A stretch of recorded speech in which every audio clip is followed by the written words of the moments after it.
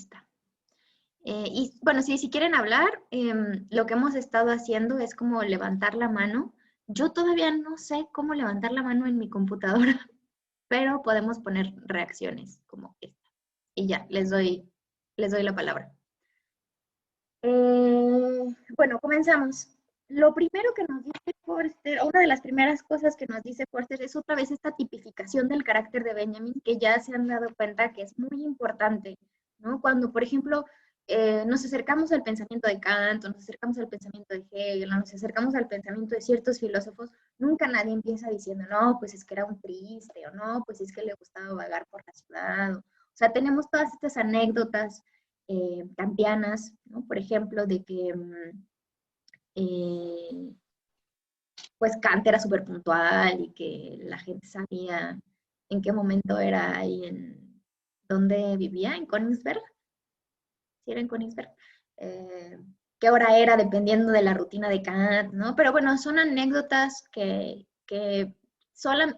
regularmente ya buscamos a lo mejor las personas más chismosas, es decir, no son muchas veces fundamentales para, o no se piensa que son fundamentales para comprender el pensamiento de estos filósofos. Si se dan cuenta, en el caso de Benjamin, pues no, es todo lo contrario. Sus biógrafos y sus biógrafas siempre empiezan retratando su carácter. Y habíamos hablado entonces de la importancia de este carácter, de esta disposición ante el mundo.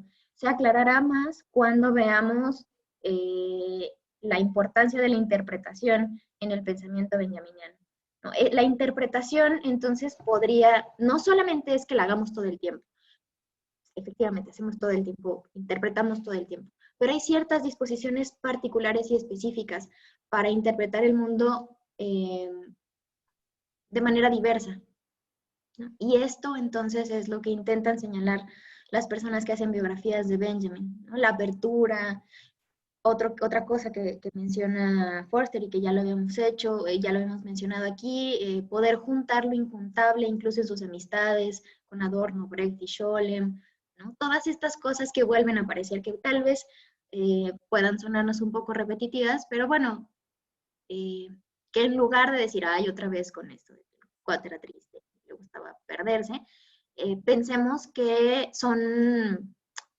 pues sí, son fundamentales, ¿no? Para entender otras cosas del pensamiento de Benjamin. Entonces, bueno, Forster empieza diciendo que Benjamin admiraba mucho a Krauss, a Karl Krauss, este escritor vienés, no, austriaco, eh, de principios del siglo XX, y que a él le parecía que Krauss tenía como una inmensa conciencia de ser un defensor de posiciones perdidas y un náufrago en tiempos de tormenta. Es decir, ¿qué es esto de defensor de posiciones perdidas y un náufrago en tiempos de tormenta? Definitivamente no era una persona que pensara en el éxito, ¿no? No era una persona que pensara en términos de positividad, en términos de veracidad, ¿sí? ¿Por qué? Porque cuando iniciamos una investigación filosófica, o una investigación de la que sea, ¿no? Con una hipótesis, pensamos entonces que pasado el proceso de investigación, vamos a tener éxito en esa hipótesis, que es así como se habla, por ejemplo, del conocimiento científico. Un experimento es exitoso cuando se cumple lo que se pensaba desde antes, ¿sí? No es exitoso aunque nos enseñe otras cosas. Sin embargo, esta disposición a la derrota es muy importante tanto para Krauss como para Benjamin, porque ella, o para Kafka también, es otro de los personajes que van a aparecer en el texto, porque creo que al final lo que les interesa a estos personajes no es ni el naufragio, no es la tormenta, no es la derrota, sino el abismo que se siente frente a estas experiencias. Y a partir de ese abismo, ¿no? Es decir, de esa incertidumbre absoluta, es de donde se empieza a generar su relación con el mundo. Y esa es una relación con el mundo, pues otra vez, incierta. Entonces, habla mucho esta disposición acerca de la teleología, de lo que habíamos hablado sobre la teleología epistemológica, de los medios y de los fines, ¿no? Conocemos para algo, no simplemente conocemos porque sí.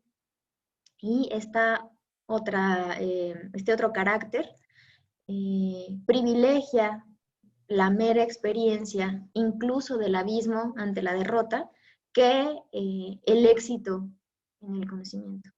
¿Qué sería el éxito en la filosofía, por ejemplo? ¿No? Eso estaría interesante pensar. ¿Cuándo un filósofo es exitoso? No sé, piensen como en los rockstars. Bueno, Zizek es una cosa rara, pero piensen en Lipovetsky, ¿no? Que es como un filósofo súper rockstar y que le invitan a todos lados y que es muy exitoso, tal vez porque está en el registro de decir las cosas que en determinada época quiere escuchar. Y parece que tanto a estas personalidades derrotistas, como la de Benjamin, como Krauss o como Kafka, eso les causa bastante desconfianza. También podríamos hacer una lectura capitalista del asunto, ¿no? Pues del coaching y todas estas cosas que nos invitan siempre a tener éxito, a ser personas asertivas, a qué más, a ser felices, ¿no? Y en cambio estos otros personajes pues se mueven en la sombra, en la negatividad, en lo inefable.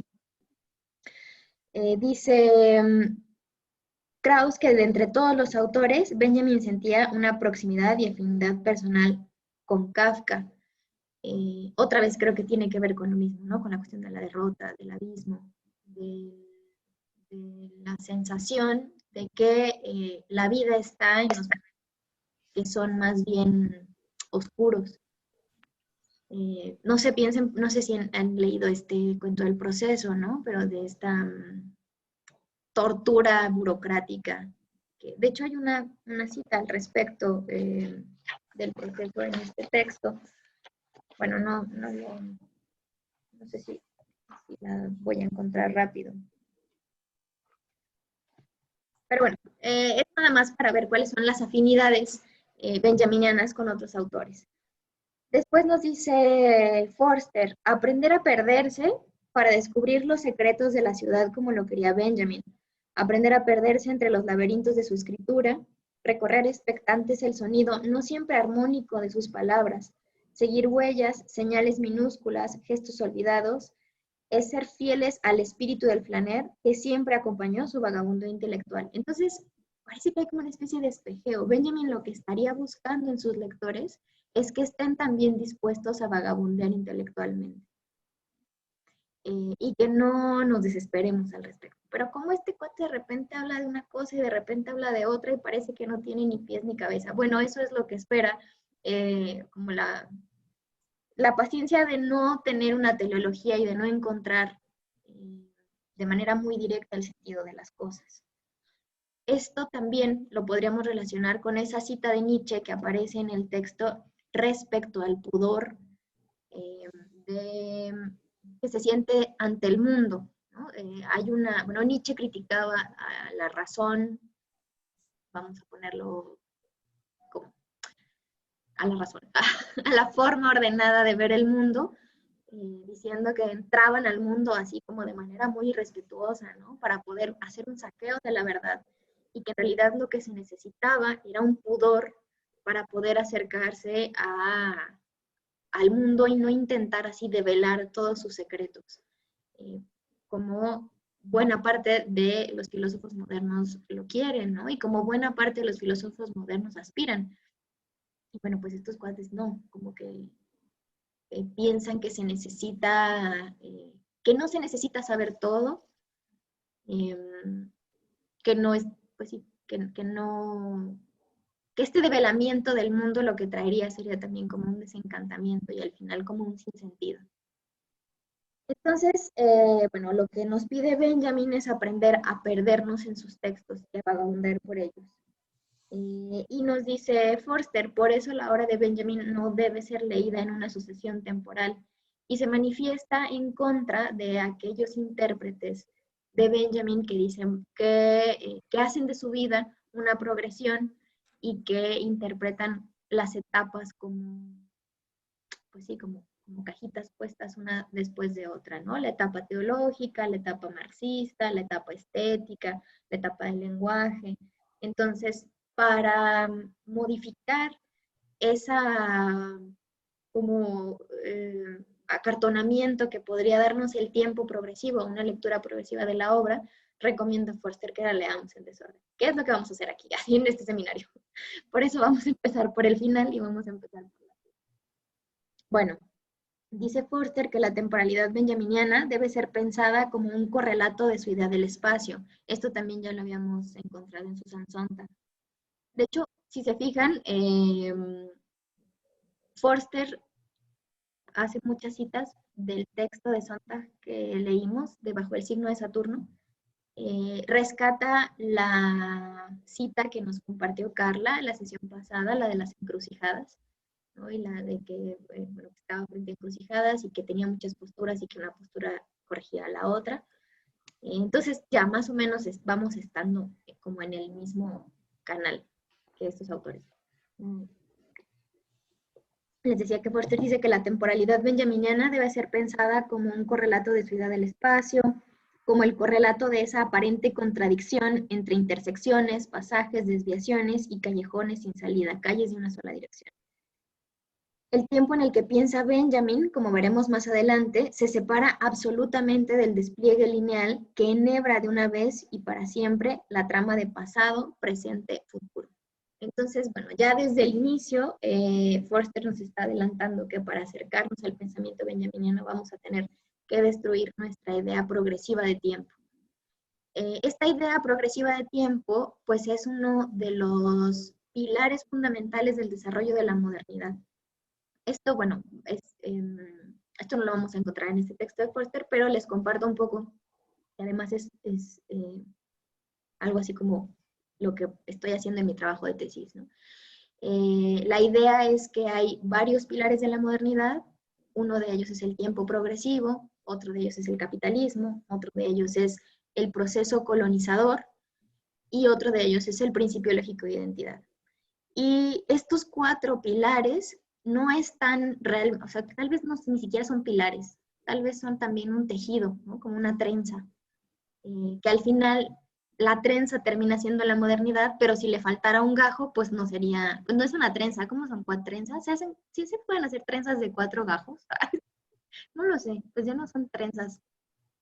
Hace mucho que no me peino, pero, pero creo que sí, ¿no? Bueno, un tejido de 4, sí se puede, sí, muchas gracias. Eso es bueno saberlo. Tengo que pensar, y seguro que no se llaman trenzas, ¿no? Se han de llamar de otra forma. No importa, no me voy a viajar en eso.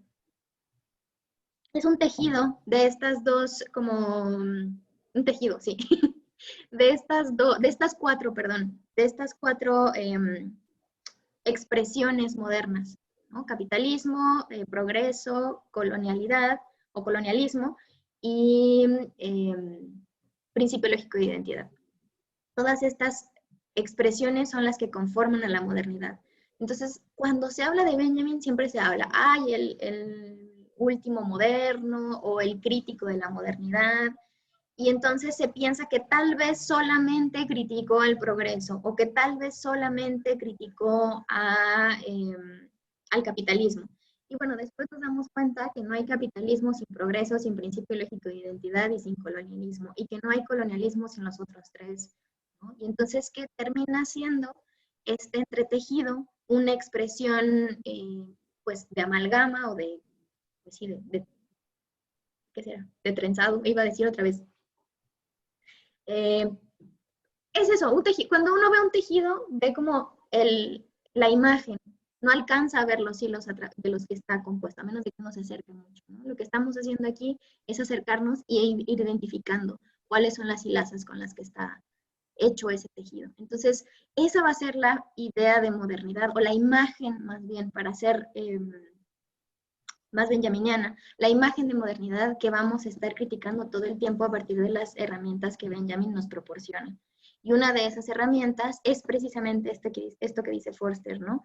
La renuncia a considerar el tiempo de una forma progresiva y de un encadenamiento secuencial de pasado, de presente y de futuro.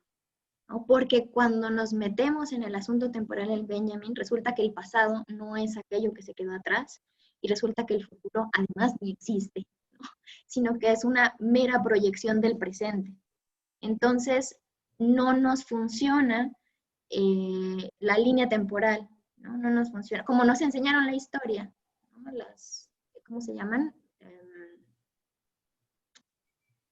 Hasta no se las dejaban a ustedes en la primaria, así, hacer una línea ¿Líneas del de tiempo. tiempo? Ándale, una línea del tiempo.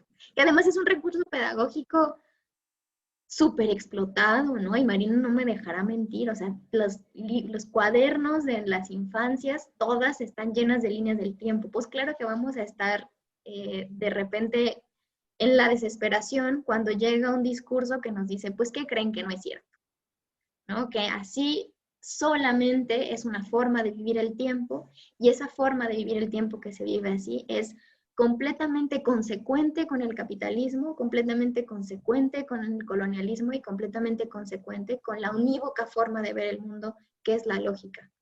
Entonces, bueno, la renuncia a esto pues está difícil, está complicado un poquito, pero bueno, vamos a ir haciéndolo.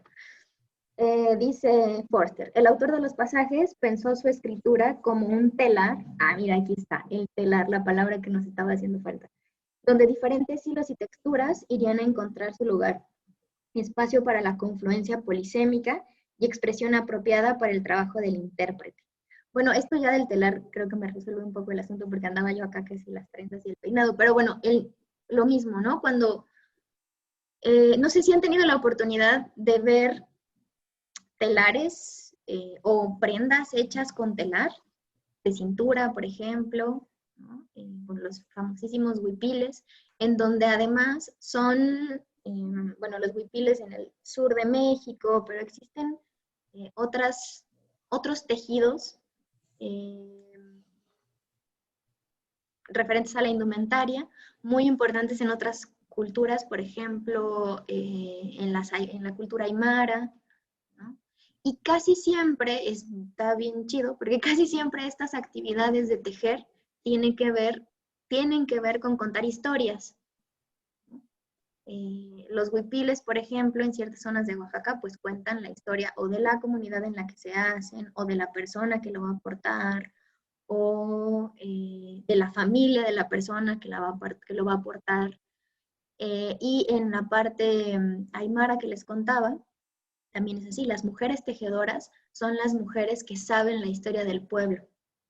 Entonces, ahí hay una semejanza bastante interesante entre las figuras de los telares y la forma en la cual Benjamin y Forster nos invitan a leer la historia. Sería como leer la historia no de principio a fin, sino a través de una imagen. Y a través de una imagen se diluye la artificialidad de estos tiempos pasado, presente y futuro. Porque cuando uno ve una imagen, pues la ve de sopetón, ¿no? Así la ve, le cae y ya. No se está fijando a menos de que exista una actividad de exégesis, ¿no? De, bueno, pues es que se empezó por aquí, pero ya es otra cosa, ya se están interpretando otras cosas que no es propiamente la historia de esa indumentaria. Entonces, podría ser un recurso para pensar la forma en la que Benjamin hace que, o nos provoca que sintamos la historia, pero también para leer así sus textos, ¿no? Como unas imágenes. Habíamos hablado antes de las imágenes dialécticas y les había puesto este ejemplo de las fotografías de Harry Potter. Ya hoy voy a hablar, por ejemplo, sobre las metáforas, ya no solamente sobre las fotografías de Harry Potter, sino sobre otros recursos, iba a decir literarios, pero creo que si decimos solo literarios, perderíamos toda la tradición de la oralidad y de la cantidad de metáforas que utilizamos en la oralidad y en nuestras narraciones cotidianas. Entonces, bueno, digamos, la cantidad de recursos lingüísticos, no sé si sea lingüística, la cantidad de recursos en el lenguaje. Discursivos. ya me perdí en esto de los recursos. Bueno, la cosa es que ya me acordé. Ya no vamos a hablar de la imagen dialéctica como fotografía de Harry Potter, vamos a hablar tal vez de una imagen dialéctica como una metáfora, ¿no? Con otras figuras un poquito más complejas. Y de esta experiencia de presentarnos frente a la metáfora o frente a la imagen, entenderla de sopetón como cómo se entiende un cuadro, cómo se entiende un tejido. Entonces, ¿qué imposibilita la forma progresiva del tiempo? Bueno, hasta aquí alguna duda.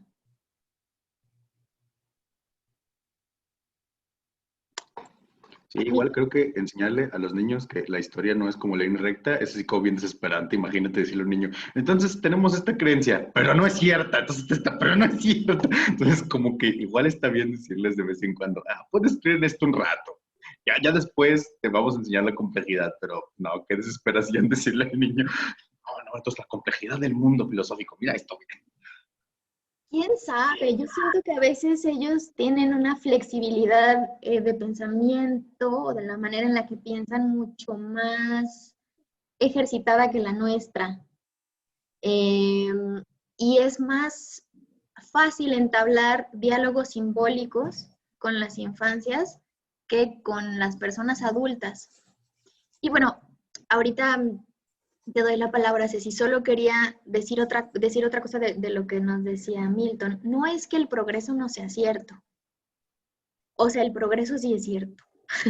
Tan es cierto que irrumpe constantemente en nuestras vidas, que trae consecuencias pensar el tiempo en progreso, eh, no para dejarlos en buenas y malas, sino consecuencias que ayudan al proyecto de la modernidad, y ahí ustedes dirán si está bueno o no. Sí, o sea, el progreso está constantemente en nuestras vidas. Por eso tenemos horarios, por eso estamos aquí así en una clase que ustedes al final van a terminar y entonces se van a poder graduar y van a ir progresando, ¿no? En su carrera académica. Entonces, no es que no sea cierto, lo que pasa es que hay otras maneras de experimentar el tiempo. Pasa que el progreso ayuda y sirve muy bien a un proyecto específico, un proyecto civilizatorio específico, que es la modernidad. Pero, pero no quiere decir que no exista. Entonces, a lo mejor no habría que decirles a las crianzas que el tiempo en progreso no existe, ¿no? Solamente, no sé, no sé qué habría que decirles a las crianzas, pero tal vez promover la experiencia o que piensen las experiencias del tiempo de manera distinta que sea la progresiva. Y realmente no es tan complicado porque lo hacemos constantemente. Al momento de recordar, al momento de esperar, hablábamos de cómo el tiempo cambia, de esta relativización del tiempo que se vino conjuntamente con Albert Einstein a principios del siglo XX y que tiene que ver con poner el tiempo en relación, ¿no? Y hacerles saber que hay muchas maneras de vivirlo, que el progreso no es la única, pero que el progreso a lo mejor sí, tal vez es la que más ha apoquinado un proyecto civilizatorio que ha traído un montón de violencia y sufrimiento, eso sí. Que quizás tendremos que escucharlas en lugar de decirles tanto, claro, sí, porque además la manera en la que narran las historias, las crianzas, no es progresiva, sí, casi nunca es progresiva. Se detienen en cosas que pasaron antes o cuentan cosas que desearon que hubiera pasado pero que no sucedieron, ¿no? Entonces, los saltos temporales, estos saltos de tigre que después vamos a ver cuáles son, que menciona Benjamin, y que además pone un ejemplo muy bueno porque lo pone a través de la moda, o sea, una cosa como tan cotidiana y tan de portar sin que nos demos cuenta, que hacemos estos saltos temporales de manera constante. Eh, creo que se escucha mucho ruido, es el señor del gas de allá afuera. Déjenme cambiarle aquí para que se escuche, creo que nada más mi voz. Bueno, algo así dice esto. Ceci, No, adelante. se escucha. ¿No se escucha? Ah, qué bueno, porque yo siento que se va así, que lo tengo aquí al lado, sacando su escalera. Ceci, Sí, bueno, al respecto de lo que decía Milton, pues sí, yo entiendo que debe ser, que puede ser sonar complicado, pero bueno, yo me acuerdo cuando estaba niña que mi papá me decía así como, es que tú puedes ver al pasado, ¿no? O sea, si ves una estrella, esa luz es, ya no está, o sea, ya no es que la estrella esté brillando ahorita, sino que es luz de hace muchísimos años. Entonces, yo me acuerdo que esa clase de ejercicios que me hacía mi papá me ayudaban mucho como, a lo mejor como a la imaginación o eran como ejercicios reflexivos, que siento que también me ayudaron como a encaminarme a la filosofía. Entonces, pues está muy bonito y a lo mejor sí podríamos implementarlo como niños. sí, claro, hay un montón de recursos, ¿no? Y también otra cosa, no ver a la, bueno, tal vez por ahí va el comentario de Marina, no ver el tratamiento que tenemos con las infancias siempre en un sentido educativo o en un sentido de instrucción, ¿no? Sino en un sentido de convivencia. O sea, no siempre les tenemos que estar enseñando cómo es el mundo. Eh, pero bueno, ya estaríamos hablando de otra. Bueno, no, sí y no, porque a Benjamin le interesa mucho la infancia. En el texto de caracterización de Walter Benjamin de Adorno, por allá aparece, ¿no? Un párrafo que dice que era un poco como un niño que se detenía a ver una piedra y que, o sea, cuando un niño se detiene a ver una piedra y le llama la atención, lo que se imagina es la historia de la piedra, ¿no? Y entonces, ¿qué es más o menos el ejercicio que a veces hace Benjamin con los temas que trata? Y bueno, infancia en Berlín. Benjamin tiene a ver, dice, en el Principito dicen que así son los adultos. Ya saben cómo es el mundo, pero resulta que saben y hacen cosas raras. Pues sí, sí, claro, ¿no? Y además el proyecto del adulto, pues sí es un proyecto muy moderno. ¿Qué es lo que recomienda Kant, ¿no? A través del sapere aude y de la ilustración? Ya, dejen de ser menores de edad, ¿no? Pasen a la adultez, que es en donde se tiene el discurso autorizado del mundo. Todo mal con esta gente. Bueno, Benjamin escribió cuentos para niños que leía en la radio. Hay un libro que se llama, ay, La Guerra de las Brujas. Ay, perdonen ustedes saben mi mala, pésima memoria.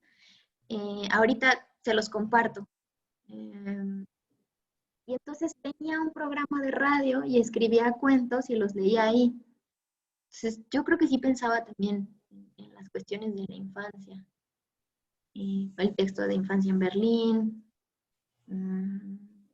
Pues sí, creo que una de las características también de la infancia es que de manera muy fácil descolocan los sentidos unívocos del mundo. Y entonces, no sé, una mesa deja de ser una mesa para volverse otra cosa. Y esa sería, por ejemplo, una de las capacidades interpretativas, multívocas del mundo que le interesarían a Benjamin. Entonces, yo creo que, bueno, las infancias y Benjamin sí están fuertemente relacionadas. Bueno, le seguimos. Dice Forster, la obra benjaminiana se fue articulando en correspondencia con la enseñanza talmúdica de los 49 niveles del significado de la Torá. Esto es, se trata de pensarla atendiendo a la multiplicidad de sentidos y rechazando desde el comienzo la idea de una temática unívoca. Esto también ya lo habíamos hablado en la clase pasada. Ah, mire, tengo aquí una nota que saqué de una organización judía, bueno, es como una organización de enseñanza, no es de enseñanza judía, o sea, no sé, un instituto judío de interpretación. Y dice, el proceso de recibir la Torá en el monte Sinaí comenzó en verdad 49 días antes de su entrega. Al final del rezo vespertino de cada uno de estos 49 días, el judío recita una bendición y luego debe verbalizar el número correspondiente a ese día. Este periodo de 49 días fue de intenso refinamiento y de carácter. Los 49 días enseñan a recuperar el control de las emociones. Entonces es como 49 días de espera para poder recibir el mensaje, Pero en esos 49 días de espera, lo que se hace es que se pone la interpretación en una disposición particular, no en la disposición de ya, dímelo ya, ¿no? Sino en, sí, en una, que se abre la posibilidad de que con esta espera se puedan interpretar de manera más diversa, se puede interpretar de manera más diversa el mensaje de Dios. Entonces, bueno, por eso dice Forster que esta cuestión de la interpretación a Benjamin le interesa mucho relacionarla con la multiplicidad de sentidos que demanda la práctica espiritual judía. Scholem dice, la dura letra, lo en cierto modo inequívoco y univalente letra de la revelación, es provista de infinitos sentidos. A través de ella se hace patente un interior de infinitas posibilidades en el que se van develando paulatinamente nuevos planos de sentido.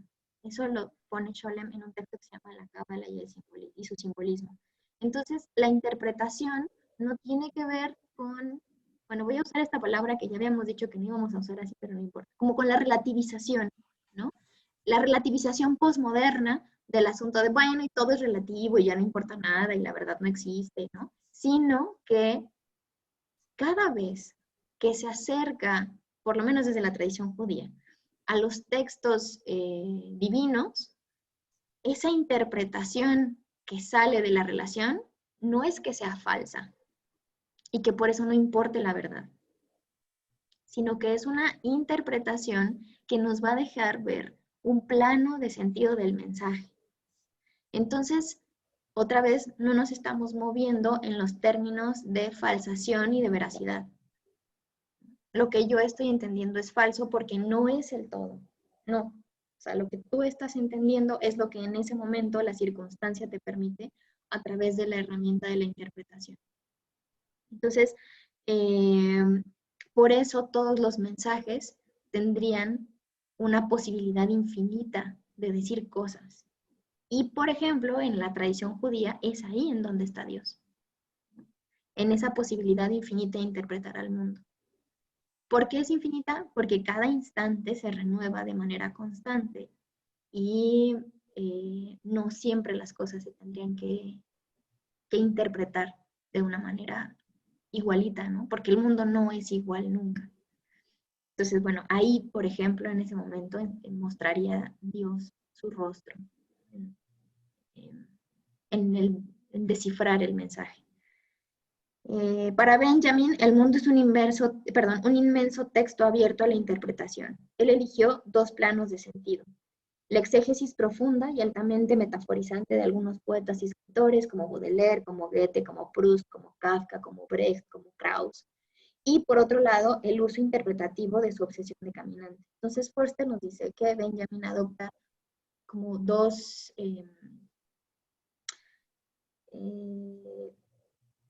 ¿cómo se llama? Dos actitudes distintas de interpretación. La del exégeta poeta, ¿sí? Es decir, la de concentrarse, ¿no? Así, ¿qué me está diciendo esto? ¿No? ¿Cómo puedo encontrar entonces este mensaje que el mundo me está dando? Y por otro lado, la de el caminante que no sabe qué se va a encontrar, pero que a cada paso va interpretando lo que ese vagabundeo le puede decir, ¿no? De la ciudad en la que está caminando. Por eso la invitación también de que seamos unos planners, no sé cómo, sí, bueno, unos planners al momento de acercarnos a la obra de Benjamin, ¿no? Que agarremos un texto y de repente tomemos otro, ¿no? Un vagabundeo intelectual, como lo define Forster. Con estas dos actitudes, si se dan cuenta, necesitan de ponerse en una disposición amplísima de receptividad y de acallar completamente el yo, por ejemplo. Algo fundamental y que no sé si se han dado cuenta, en la Adorno un poco nos lo mostró, ¿no? En la filosofía de Benjamin es que nunca habla de sujeto, jamás habla de sujeto.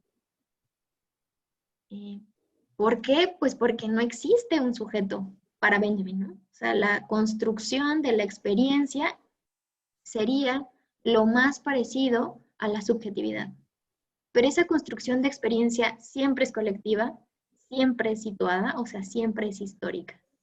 Entonces, el sujeto, que no es sujeto para Benjamin, termina siendo también un tejido de relaciones históricas y políticas, por supuesto. No hay un sujeto que aparezca frente al mundo ya diseñado, como en el caso del sujeto trascendental kantiano, o en el caso en realidad de toda la filosofía moderna, ¿no? Que la labor es ir definiendo cuáles son las capacidades epistemológicas del sujeto para conocer al mundo, y qué tanto estamos, sí, pues sí, capacitadas para saber, ¿no? En este caso a Benjamin no le interesa eso.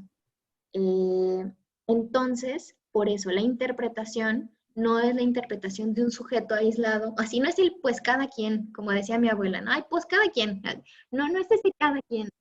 La interpretación termina siendo un ejercicio histórico y termina siendo un ejercicio político, porque no es que interpretemos de la nada. Ni el texto, o ni esta imagen, ni este tejido que se nos presenta está vacío de sentido, ni quien se acerca a interpretarlo está vacío de sentido. Y otra vez vuelve a aparecer el clásico tema inagotable de la relación sujeto-objeto. Otra vez se nos vuelve a aparecer. Entonces, bueno, sí, para Benjamin no hay un sujeto. Entonces, esta interpretación no es una interpretación solipsista.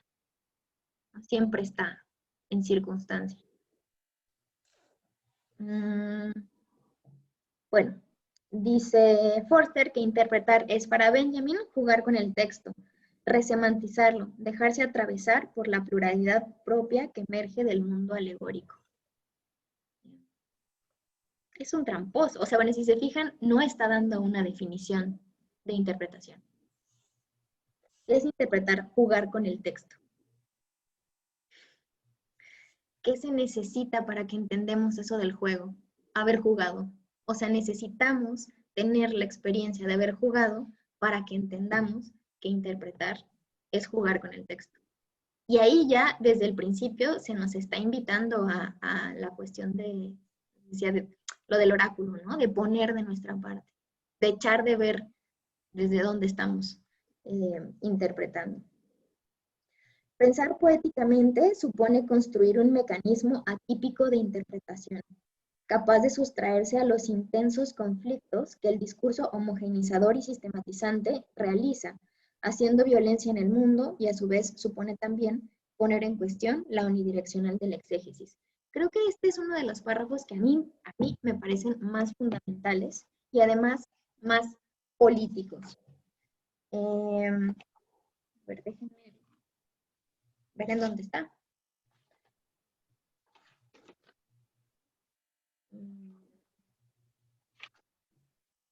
La página 20 hasta el final, por si lo quieren tener ahí a la mano.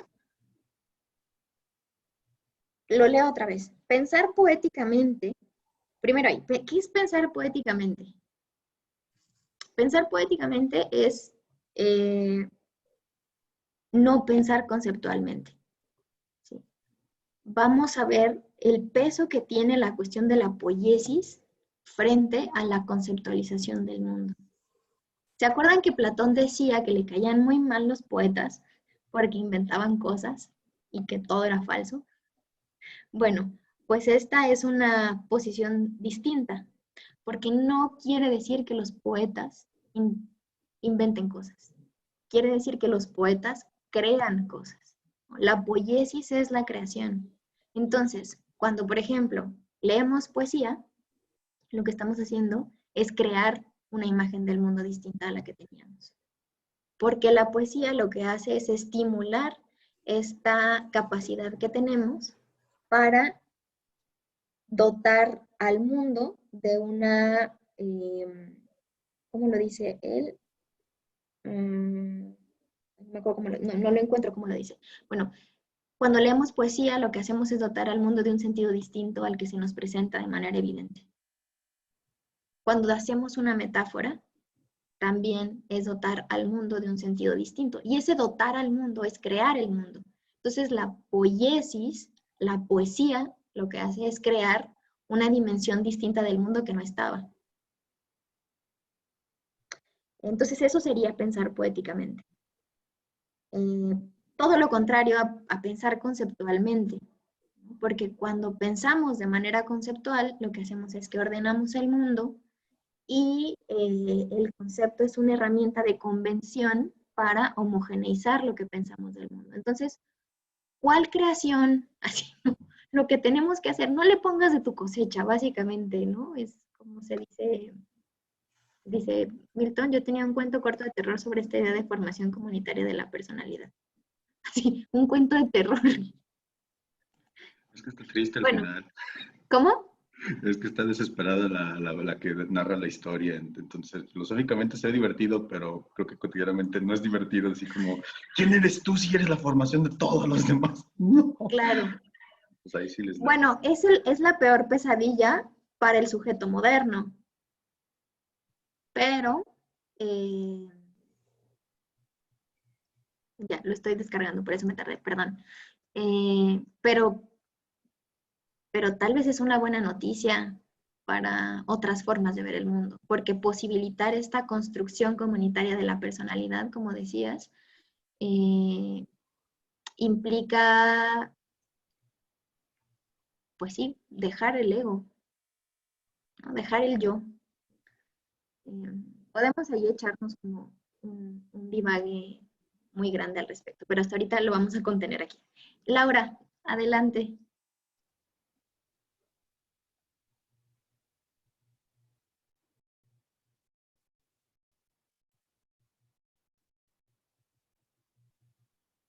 Laura.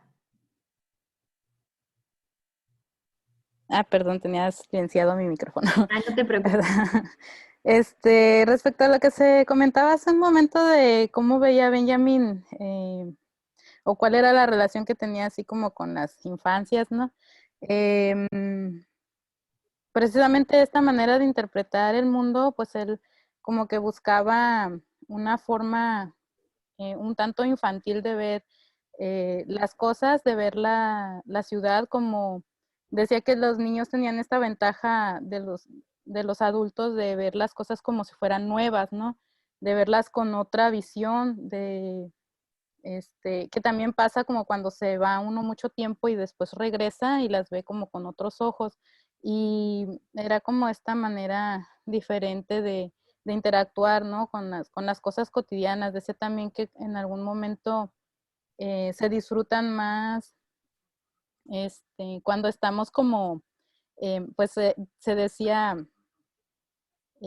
que que se drogaban, ¿no? Bueno, no drogas, por favor, no estamos promocionándolas, pero sí decía que nunca se ve de una manera tan alegre la ciudad como cuando la pasea uno ebrio, ¿no?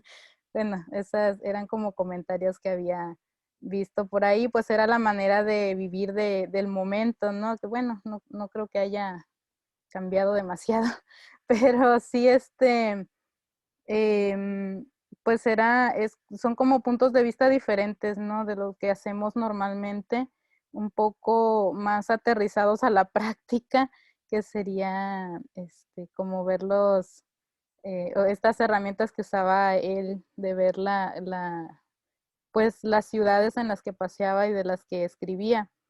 Y también pues precisamente fue de ahí de donde surgieron estas nuevas pues esta invención, ¿no? De la poesía, que bueno, no soy filósofa, no conozco muy bien las palabras que está usando, pero bueno, las comprendo así a grandes rasgos. Y este, pues de ahí surgieron de hecho palabras que se usaron después en disciplinas más, digamos, más prácticas, como es el urbanismo. Estaba viendo en mis clases que algunas cosas del urbanismo no se desarrollaron sino hasta finales del siglo pasado y usaron palabras que se usaron en un principio en poemas. Entonces, como los conceptos en general de ahí los retomaron, entonces estaban creando de la poesía se creó algo más práctico, ¿no? Algo más, pues digamos, más científico, y pues con ¿cómo era?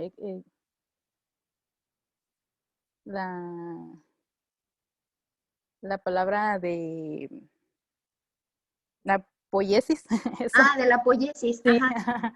sí, sí. Bueno, ese era mi comentario, que de ahí surgieron cosas que se aplicaron después a terrenos más científicos. Claro. Sí, sí, sí. Yo creo incluso que hay una trampa, que es una trampa del conocimiento y de cierto proyecto exclusivo de conocimiento que nos ponen constantemente y que consiste en separar, o en pensar que son cosas separadas, la poiesis y la poesía, esto que suena como a polla, así pollo, la poiesis de la creación y la poesía de las cuestiones científicas, ¿no?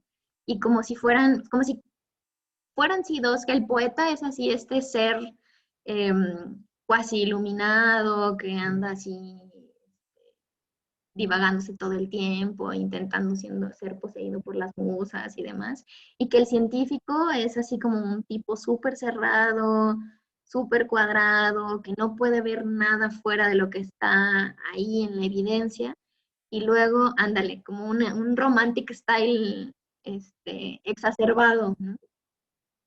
La típica imagen del poeta del siglo XIX y por qué no del siglo XX también. Ya ahora, afortunadamente, está bastante denigrado el, esta imagen, ¿no? Del poeta de Amiga Eres Arte. Así los memes nos han ayudado mucho a deconstruirnos. Pero por supuesto que sigue, ¿no? Y además ha causado un montón de onda, de violencia en la cuestión del romantic style, pero no vamos a hablar de eso. Lo que quería decir es que se piensa que son dos caminos separados, pero resulta que no, que muchas veces la ciencia necesita de la imaginación y necesita de esta intención de transformar al mundo poéticamente para que puedan ocurrir ciertas ideas científicas. No sé, yo pienso, por ejemplo, estaba escuchando un podcast, porque soy la señora de los podcasts y me la paso escuchando podcasts, pero era un podcast sobre computación. Y entonces hablaban de una computadora que, pues no me acuerdo, porque no sé computadora cuántica, ¿no? Y entonces la computadora cuántica lo que permite es concebir lo que es y no es al mismo tiempo. O sea, no es una cuestión binaria. El lenguaje de la computadora cuántica no son ceros y unos. Es otro lenguaje que no tengo idea de cuál sea, porque además los mismos programadores y personas muy letradas al respecto decían, nadie sabemos realmente cómo funciona. A mí eso se me hizo, órale, o sea, yo pienso en los científicos como gente como súper certera, ¿no? Que saben cómo funciona todo. Resulta que no.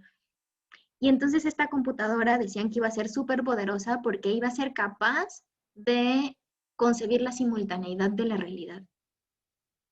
Y claro, una que dicen, la niña es risueña y le hacen cosquillas, y yo, claro, Benjamin, así, ¿no? Porque lo que nos está proponiendo Benjamin es eso, la concepción simultánea de la realidad a partir de la interpretación. ¿Cómo es posible que dos mensajes distintos tengan sentido al mismo tiempo? A través de la poesía. Y ninguno es distinto al otro. Más bien, y ninguno se contrapone al otro. Es decir, existe mundo para que haya estos dos proyectos de interpretación. Y aquí, ay, qué bueno estuvo tu comentario, Laura, porque además, bueno, además de que efectivamente, como que tanto la filosofía oculta esta parte que es su materia prima, que es lo cotidiano, que son las reflexiones cotidianas, y le gusta pensar o le gusta sentirse, no toda la filosofía, pues, pero cierta filosofía, así como fuera de las esferas de la materialidad, como dice Carlos Martínez, el conocimiento nacida de la casualidad de algo imprevisto. Claro, sí, o sea, la apertura precisamente a esa imprevisión, ¿no?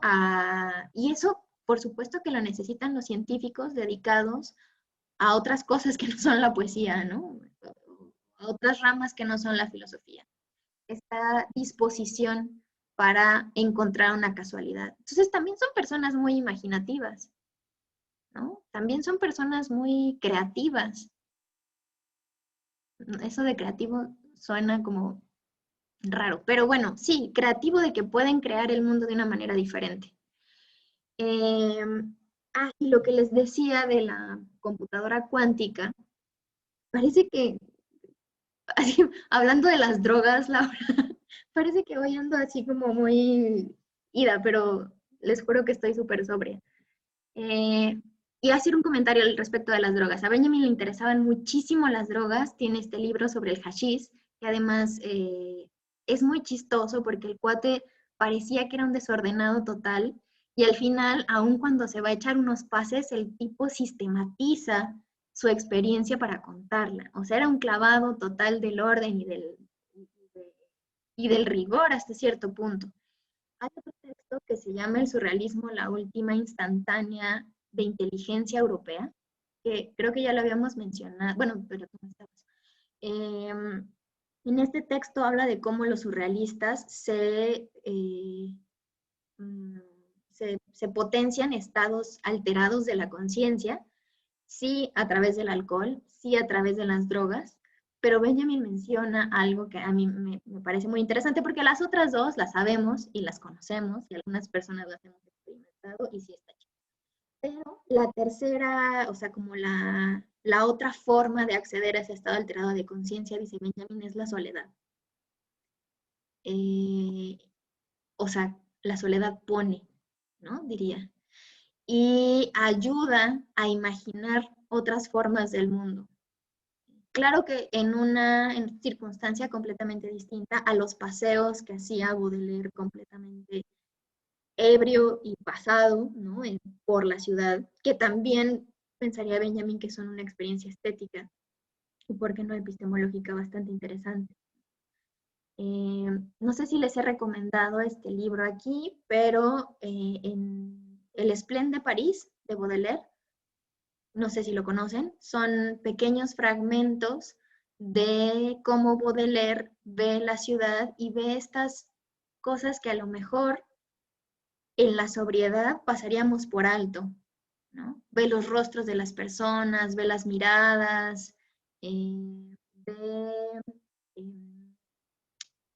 pues los elementos urbanísticos, los interpreta de cierta manera para recrear la experiencia de lo moderno. Entonces ahí tenemos un montón de elementos que podrían servirnos para saber, por ejemplo, las cuestiones utilizadas por el urbanismo, por la historia, por la ciencia, por la poesía y también por los borrachines bohemios que de repente vemos por ahí, sin romantizar pues el alcoholismo, ¿no? También que tampoco vamos a hacer eso.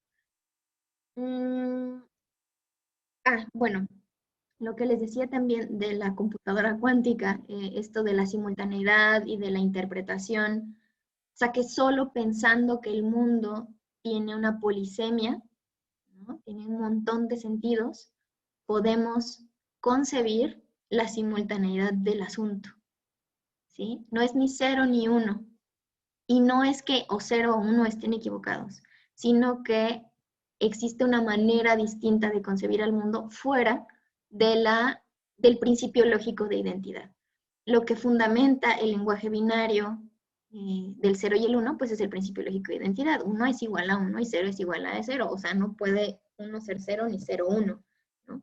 Que era otro de los gajos de esta trenza que no es trenza que les decía, ¿no? El principio lógico de identidad. Y en cambio Benjamin lo que propone es pensar poéticamente, y dice Forster, supone construir un mecanismo atípico de interpretación capaz de sustraerse a los intensos conflictos que el discurso homogeneizador y sistematizante realiza haciendo violencia en el mundo. bueno, de las computadoras cuánticas que pueden concebir la simultaneidad de las realidades, a la violencia, más bien, sí, de las computadoras cuánticas, la renuncia a las computadoras tradicionales del lenguaje binario, pero también la renuncia a este lenguaje que no solamente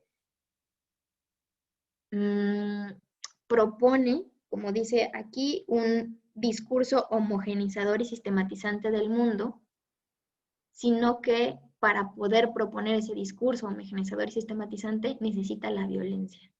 Y es cuando ya todo se vuelve político.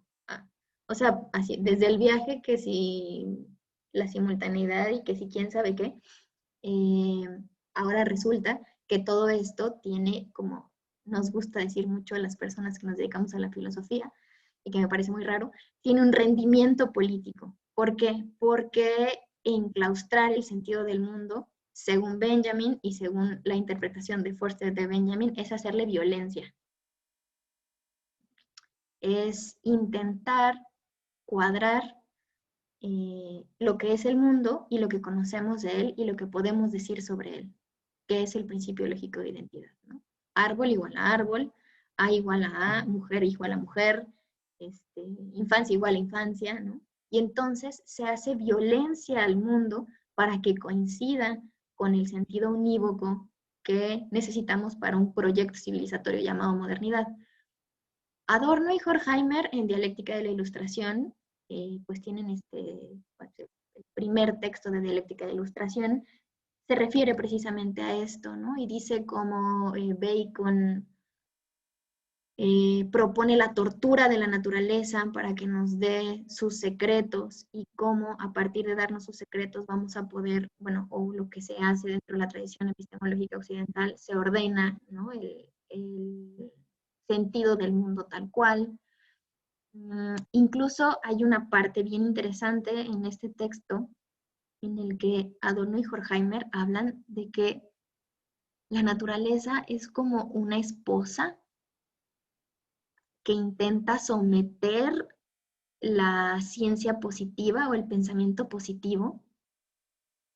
Yo quedé muy sorprendida con esa metáfora, ¿no? No tengo aquí mi libro de Dialéctica de la Ilustración para considerarlo, pero bueno, a lo que quiero llegar es a que existe una postura política al interpretar al mundo de manera unívoca, y existe una postura política distinta al interpretar al mundo de manera multívoca o de manera polisémica. Y lo podemos ver con las cuestiones del fascismo, ¿no? El fascismo como herramienta política, pero también como herramienta epistemológica, lo que propone es que exista una sola forma de ver el mundo o de vivir el mundo, una sola forma relacional de vivir el mundo.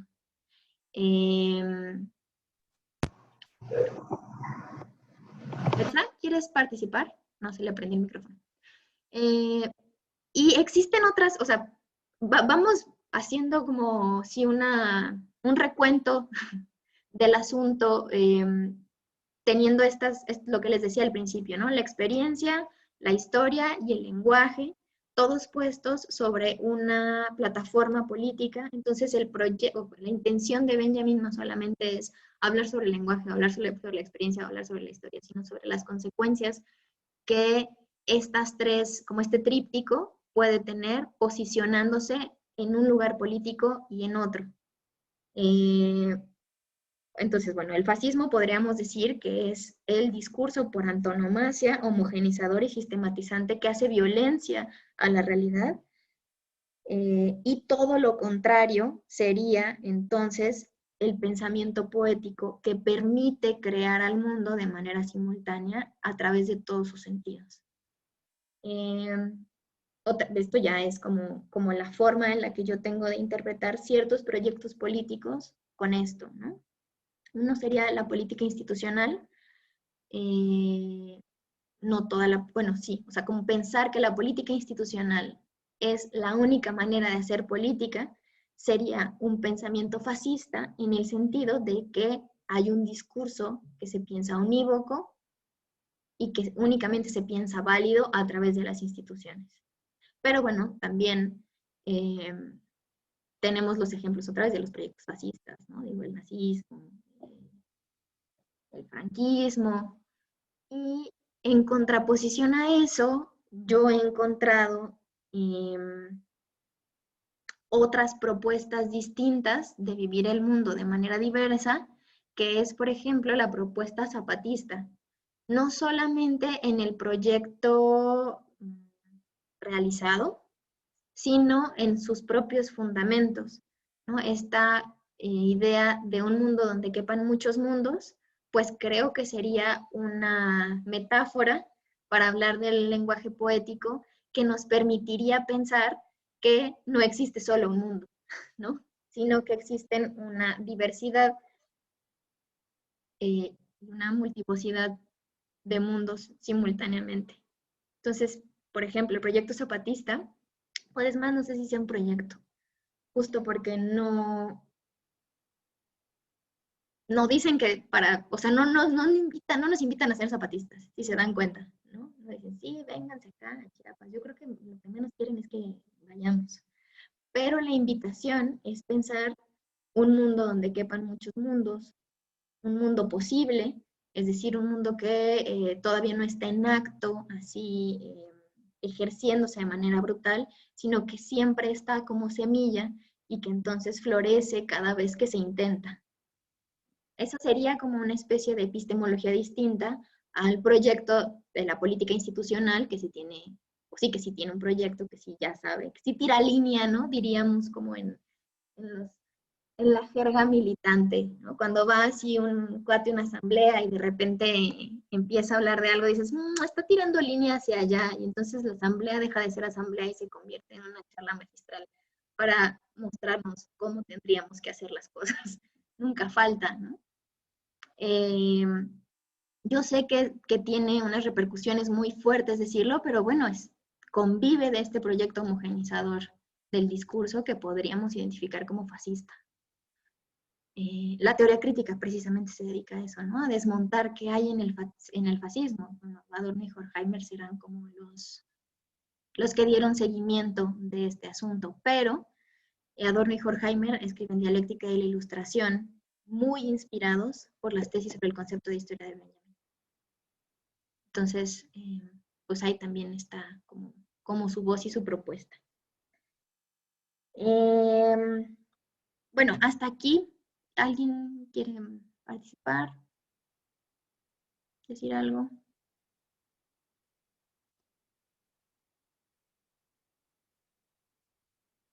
Bueno, entonces le seguimos. Dice Forster, el paso del pensamiento orientado hacia el sistema a otro constituido como comentario.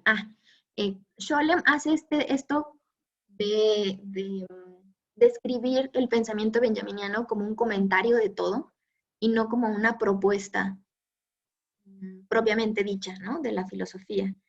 Dice Forster, ejercer el comentario es afanoso por reconfortar el verdadero nombre de las cosas, es afanoso en encontrar el verdadero nombre de las cosas, pero desde la certeza de su imposibilidad. Esto que les acabo de leer sería como una imagen dialéctica. El comentario se esfuerza en encontrar el verdadero nombre de las cosas, sabiendo que es imposible. ¿Cómo? ¿Se acuerdan de las causas perdidas, de los naufragios, de la derrota?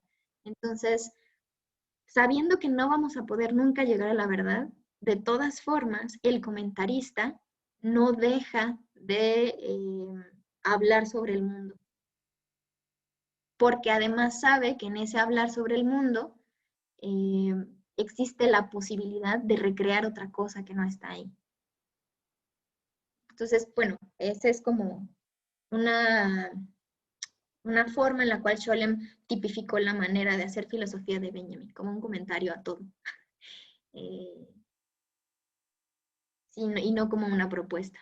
¿Qué es lo que hace la crítica? También, ¿no? O sea, la crítica, si no tiene materia que criticar, pues no es crítica. Entonces, lo que hace con él, o sea, lo que hace el crítico a través de esta herramienta es decir, esto no, Y cuando dice esto no, y se pone con una actitud crítica ante la realidad, lo que abre no es una versión de la realidad, sino un montón. Cuando dice esto no, y que sí, no, pues quién sabe, pero esto no.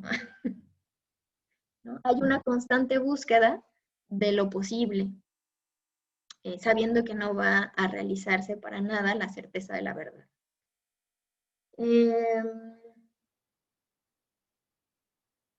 Bueno, dice, hay en Benjamin una suerte de bifurcación, un camino que nos conduce hacia la promesa mesiánica, un lugar del reencuentro del nombre con la cosa, y otro que nos conduce que no conduce a ningún sitio o que más bien nos devuelve a un territorio de irreparabilidad. La dimensión del fracaso. Bueno, es lo que acabamos de decir. Hay un texto de Benjamin que se llama para el lenguaje general y el lenguaje de los hombres. Para un lenguaje general y el lenguaje de los hombres. Sobre el lenguaje general y el lenguaje de los hombres. Y ahí podemos ver cuál es la filosofía del lenguaje benjaminiano, filosofía del lenguaje benjaminiana, más bien. Es un texto muy difícil. Bueno, a mí se me hace súper difícil porque todo el tiempo hace referencias a la tradición judía, pero además, si uno no está atenta, de repente está pensando que Benjamin es como un predicador, ¿no? Porque habla constantemente de Dios, habla constantemente del lenguaje adámico, habla constantemente del lenguaje de los hombres y de cómo Dios creó el mundo, pero entonces Adán terminó de crearlo poniéndole nombres, pero esos nombres que le puso Adán al mundo en realidad fueron los nombres que las cosas ya tenían desde antes. O sea, necesitamos, creo, así un bagaje teológico muy fuerte para poder entender ese texto, no en clave predicadora, sino más bien en una clave crítica del lenguaje. Si les interesa, bueno, tengo una amiga mía y una compañera, Andrea, ha dedicado los últimos años de su vida a leer este texto una y otra vez y tiene bastante tablas en el asunto, porque yo todavía me hago un poco de bolas, porque les digo, a mí me parece uno de los textos más difíciles de Benjamin. Si les interesa en algún momento, pues a lo mejor, y si ella puede y quiere, claro, podemos invitarla a que nos dé una charla al respecto y que nos explique de manera muy esquemática la cuestión del lenguaje en Benjamin y por qué Forster puede decir estas cosas, como de que la promesa mesiánica y el lugar del reencuentro del nombre con la cosa y todo eso. Todos dicen que sí. Yo también quisiera que sí. Le voy a hacer manita de puerco porque no sé si me va a mandar a la fregada cuando se lo... ¿Sí? ¿Qué crees? Ya te comprometí con el grupo para que nos des una charla. Pero yo esperaría que sí, porque de verdad sus reflexiones son, pues además de muy interesantes, muy lúcidas. ¿No? Tiene una lectura muy, no sé, muy manejada. O sea, cada vez que puedo le digo, a ver, explícame otra vez eso del lenguaje en Benjamin. Ojalá que sí quieran. Entonces podemos programarla. Supongo que dependerá de sus tiempos, pero bueno, pues nosotros creo que no tenemos tanta prisa en el seminario. La cosa es que quede bien entendido todo, o por lo menos más o menos bien entendido, y le comento y ya les aviso yo si acepta nuestra propuesta indecorosa. Bueno, dice Forster, el impacto de la tradición judía en Benjamin tiene como dos características. Sobre todo la idea del exilio y la idea de la diáspora.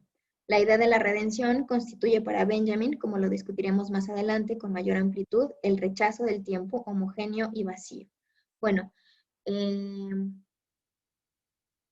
sí, veremos en las tesis sobre el concepto de historia, vamos a ver esto del tiempo homogéneo y vacío en contraposición al tiempo mesiánico, también llamado tiempo de la hora, y cómo el tiempo homogéneo y vacío sería este tiempo que se recorre de manera progresiva, es homogéneo porque un segundo es igual a otro en términos de cantidad, y es vacío porque se piensa en el tiempo sin experiencia, ¿no? Cuando pensamos en una hora, la pensamos como vacía, pues, 1 hora, 60 minutos, no sé cuántos segundos.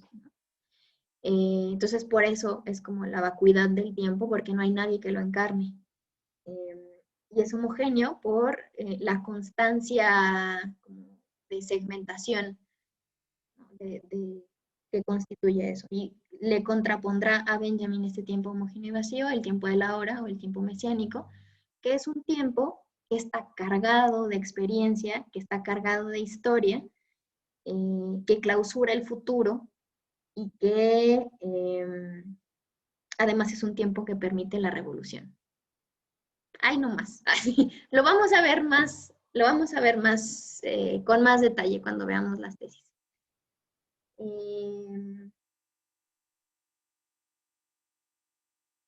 Dice que la escritura benjaminiana es un gesto interpretativo, pone de manifiesto que solo desde la multiplicidad y la diversidad, desde la penetración metafórica, es posible hacer hablar al texto. La tarea del comentador es la de descorrer los velos, auscultando lo no determinado, lo que a los ojos del vencedor es simplemente desecho. Hay otra parte en el texto de Forster en el que dice que a Benjamin le gusta mucho pensar a los poetas como pepenadores. Bueno, ahí dice traperos, pero la traducción cotidiana sería como los pepenadores, ¿no? ¿Qué hacen los pepenadores? Pues recogen todo el desecho de la ciudad. Y en algún momento Benjamin dice, ese ejercicio de recoger toda la basura es el que les permite conocer de verdad a la ciudad. Todo eso que el discurso hegemónico desecha, todo eso que esconde, es lo que completa la figura de la ciudad. Podríamos decir también lo que completa la figura de la modernidad. El discurso de la modernidad, el discurso hegemónico de la modernidad, siempre habla muy bien de sí misma, ¿no? Los grandes avances de la ciencia, ya no nos morimos a los 36, no sé qué tan buena noticia a veces sea eso para el mundo, teniendo a tanta gente. Ya voy a empezar. No crean que es azote, o sea, creo que es una pregunta que tendríamos que hacernos, ¿no? Se ha pensado que conquistar así como más años humanos es siempre un beneficio, pero bueno, somos un montón y nomás no sabemos cómo vivir sin hacer daño, pues no sé, no somos una especie precisamente amigable. Pero bueno, dejemos eso. La cosa es que siempre se habla en un discurso muy positivo, muy optimista de la modernidad. Dice, pero ni somos muchos, pero México sí está muy poblado. Hay otros países que tienen bien poquitos habitantes. Illich andaba preguntando por los máximos tolerables. Bueno, México está muy poblado, sí, pero bueno, ahí habría que hacer un montón de matices. Porque la posibilidad de que otros países no estén poblados radica en que tiene que haber países súper poblados como México para que los países que no están poblados sean ricos, puedan decidir que no quieren estar poblados y puedan disfrutar su estatuto de riqueza de manera tranquila. Y no la quieren compartir con nadie, además. Es decir, se necesitan muchas personas para que se abarate la mano de obra en el mundo y puedan existir países ricos. Entonces, ¿por qué digo esto? Porque creo que a veces hay un desprecio también, bueno, parece que yo hice también un desprecio por la población y está muy bien que regrese sobre mis palabras y diga que no. Yo tampoco sé cómo levantar la mano, pero puedes poner una reacción, la que tú quieras. Entonces, bueno, nada más termino esta idea y si quieres te doy la palabra, Marina. Si la onda no es juzgar a los países superpoblados, sino cuestionar por qué existen países ricos que no se están reproduciendo, y países pobres como México que sí se están reproduciendo, y cuáles son las dinámicas que sostienen esas relaciones, ¿no? Bueno, eso quiere decir, solamente para que no se interpretara mi comentario sobre que tal vez no sea tan buena idea vivir 1000 años, porque se puede interpretar en un sentido bastante pesimista, ¿no? Marina. Perdón, se me trabó un poquito, ya no me di cuenta que estabas hablando. A lo que me refería con esto de Illich, es que acabo de leer un reporte de un compañerito. Illich estaba preguntando también por este asunto de la modernidad y criticándolo, pero lo que él proponía era plantearse los máximos, ¿no? ¿Cuál es la velocidad máxima que vamos a tomar en la calle para permitirle a la gente caminar, ¿no? ¿Cuánto es la distancia máxima entre mis recursos para poder ir a comer o para poder conseguir la comida? ¿Cuánto es lo máximo de energía que necesito para vivir bien y que todos deberíamos plantearnos para que todos vivamos bien sin destruir el mundo, ¿no? O la naturaleza. Entonces se me hizo como muy interesante esa vuelta en lugar de pensar lo mínimo indispensable, plantearnos lo máximo tolerable. No sé. Claro, es una propuesta de repartir el mundo de la manera más equitativa posible, que definitivamente pues atenta contra el proyecto de modernidad, que es todo lo contrario, que sería producir hasta donde podamos y sabiendo que esto no se va a poder repartir de manera equitativa, y que precisamente porque no se va a poder repartir de manera equitativa, vamos a poder producir hasta donde, no sé si hasta donde podamos, pero sí sin límites, ¿no? Está muy interesante esto de los máximos, porque se pensaría en los recursos como limitados, ¿no? O sea, tengo un máximo limitado y bueno, ¿qué hago con esto? Pues lo reparto de manera más equitativa. Y es algo que definitivamente la modernidad no se pregunta.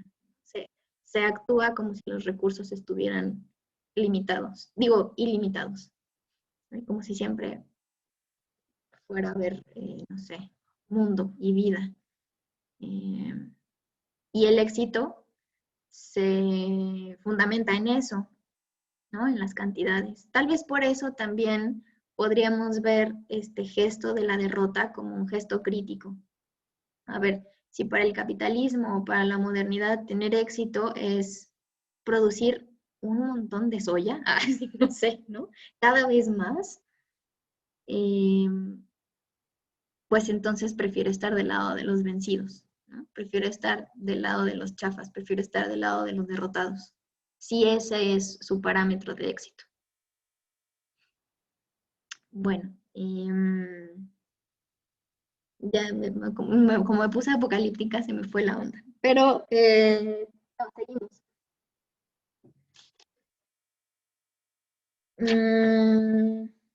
Dice, ya más o menos lo recordé. Dice Forster, la tarea del intérprete es fundamental en un doble sentido, como conservador de la memoria en medio del peligro que acecha y como modo de integrarla a los estallidos del presente.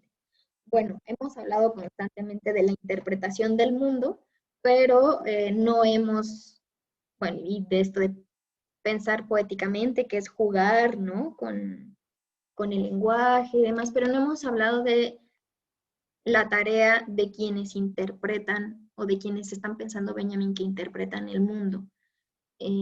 Para la tradición judía, los intérpretes de la letra sagrada, pues son los que conocen la historia de la comunidad judía. Entonces, el intérprete, que es el rabí, lo que hace es que con un bagaje histórico del pasado, se posiciona en el presente y ese mensaje que le es dado a través de la palabra sagrada puede conservar en él la tradición. Es decir, no interpreta en la nada, no interpreta sin historia, sino que interpreta atravesándole la memoria de la comunidad judía. Entonces, esa apreciación de la tradición es muy importante para la comunidad judía. pero no es una tradición como regularmente se piensa, ¿no? Que es como una tradición, como un hábito, la tradición como un hábito, la tradición como repetir de manera acrítica y constante una misma acción, sino que la tradición cobra un sentido fundamental de movimiento en el presente. Es decir, la tradición siempre significa otra cosa en el presente, ¿sí? Porque está cargada de pasado, pero al saber que el presente siempre cambia, pues no se hace lo mismo, ¿no? La concepción de una tradición estática sería una lectura bastante unívoca de la historia, que es a lo que está renunciando Benjamin, ¿no? Un ejemplo, la cuestión de, bueno, otra vez voy a sacar a los zapatistas, ¿no? Cuando los zapatistas hacen la ley de mujeres en 1993, 94, o sea, la ley de mujeres es contemporánea al levantamiento zapatista. Y eso también está muy interesante en el movimiento, pero no vamos a hablar de eso. Lo que hacen ellas es criticar a la tradición, ¿no? Criticar lo que se había estado haciendo, que es la opresión de las mujeres de manera sistemática, como un hábito. Pero lo que renuevan en el presente se hace justo a través de una recopilación de la tradición. ¿Sí? Dicen, bueno, pues es que tenemos tantos años así, ¿no? Y no quieren hacer un borrón y cuenta nueva. Ya, se acaba la tradición y viene otra cosa. Al contrario, se trae del pasado constantemente al presente lo que se había estado repitiendo como hábito, pero se le critica en el presente y se le transforma. Entonces, la tradición no es repetir constantemente algo. La tradición es la necesidad que tenemos de citar el pasado, dirá Benjamin. Citar el pasado siempre en el presente. Ley Revolucionaria de Mujeres, 1993. Muchísimas gracias.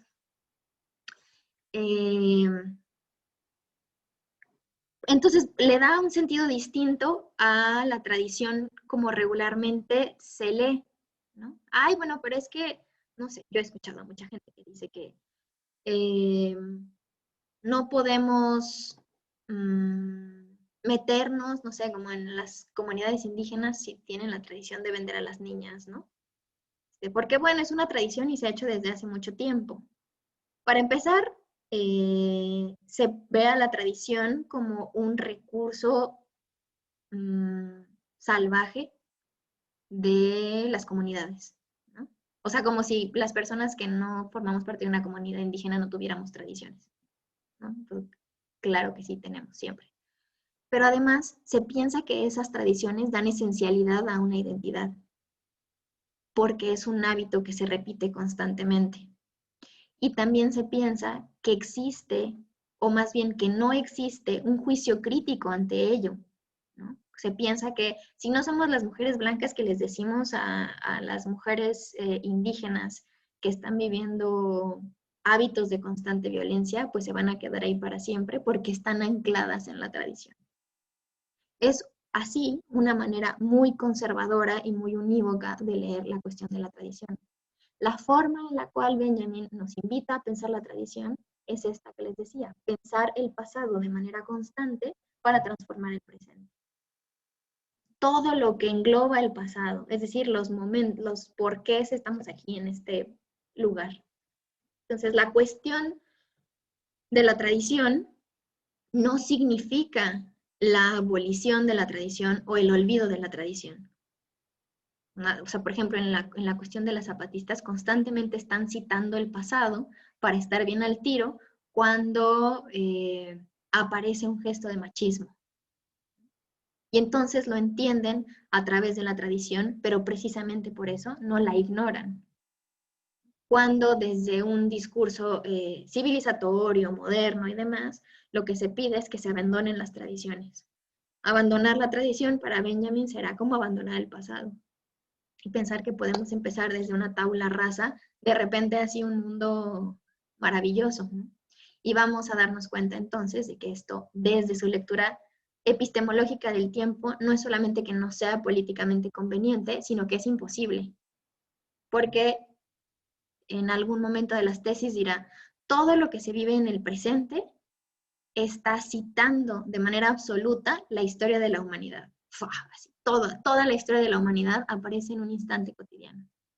¿Sí? La forma en la que me visto, lo que hablo, por qué vivo en una casa así, ¿no? Todo eso responde a la tradición. Entonces es una manera muy revolucionaria de considerar a la tradición y que por eso es fundamental en la interpretación. Pues cuando dice como el conservador de la memoria no es este conservador como artificioso de la memoria, ¿no? Como un conservador de cómo fueron las cosas verdaderamente y citarlas tal cual ahora, sino más bien como el guardián de que no se pierda el pasado, que explicará por qué estamos aquí. No sé si me estoy dando a entender. Si hay dudas o preguntas.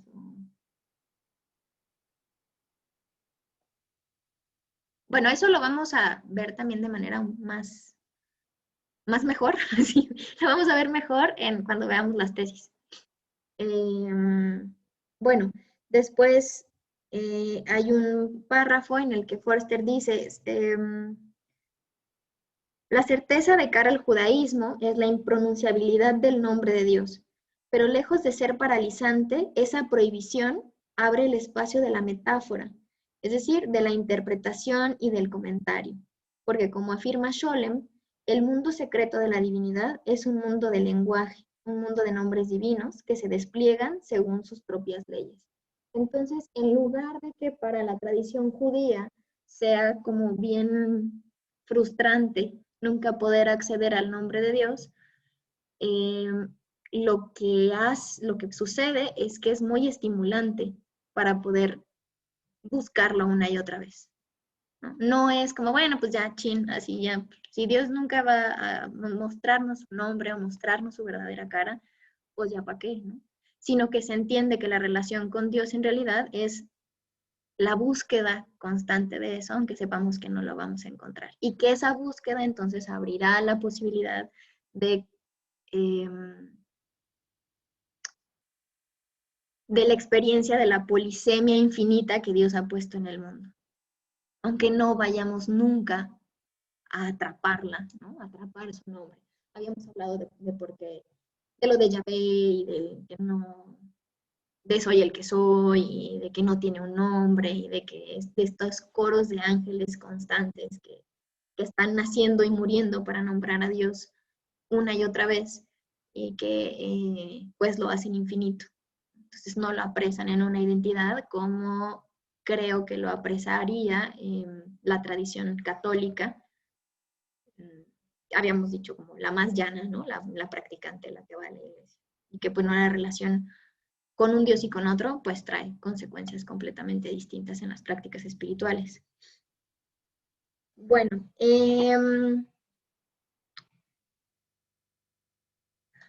apareció la cuestión de la metáfora, que también ya hemos hablado en algunas ocasiones. Pues, de hecho, en la mañana tenía una discusión al respecto y le decía a un amigo que yo no entendía muy bien la diferencia entre alegoría y metáfora, porque hay muchos comentaristas de Benjamin que las usan de manera indistinta, ¿no? Y donde dice metáfora podemos entender alegoría, y donde dice alegoría podemos entender metáfora, y él me explicaba que, bueno, sí son como recursos distintos, pero al final los dos coincidimos que no importa cómo les llamemos, si es metáfora o es alegoría, sino la intención de poner en el discurso de Benjamin un recurso que nos aleje de la literalidad, ¿no? Y que más bien nos dejemos provocar por estas formas simbólicas del lenguaje para poder interpretar tanto al mundo como a sus textos. ¿Qué es lo que hacemos con las metáforas? Él me decía como, bueno, decir las perlas de tu boca es una metáfora. Bueno, sí, pero ¿qué requiere la interpretación de esa metáfora? Requiere que yo sepa que las perlas son valiosas, que son bonitas, ¿no? Si lo entiendo literalmente suena rarísimo, ¿no? Las perlas de tu boca, o sea, ¿qué me quiere decir? Pero para que haya una interpretación de la metáfora necesita un sentido previo de cada una de las palabras que aparecen ahí, y no un sentido literal, ¿no? Sino esta descolocación constante del sentido conceptual. Entonces, la metáfora se opondría al concepto, porque además la metáfora tiene esta cualidad de viveza. Cada vez que se pronuncia, se activa la interpretación. Y esa interpretación activada, lo que trae a cuento son nuestras referencias. Es nuestra experiencia en el mundo. ¿Qué experiencias he tenido yo con las perlas? Bueno, pues me han dicho que son bonitas, que son valiosas, que son difíciles de encontrar. Y si las están poniendo en mi boca, pues seguramente es porque están así como si me lo hubieran dicho a mí, ¿verdad? Bueno, sí, o a quien sea, ¿no? Seguramente es porque aprecian mi sonrisa, etcétera, etcétera, ¿no? Entonces vendrá esa interpretación de mi experiencia, de la tradición. O que son unos dientes blancos y bonitos, claro, pero para saber que son dientes blancos y bonitos necesitamos conocer perlas. Alguien que nunca haya visto perlas va a decir, pues eso, ¿qué? O sea, ahí la metáfora no funcionaría. Entonces, la metáfora se aleja de la literalidad conceptual del mundo, es decir, no da un conocimiento positivo del mundo, sino que da un conocimiento simbólico. Y es el lenguaje poético, ¿no? Crea el mundo cada vez que se suelta una metáfora. Bueno, no sé qué más, si les gustaría comentar algo para ir cerrando.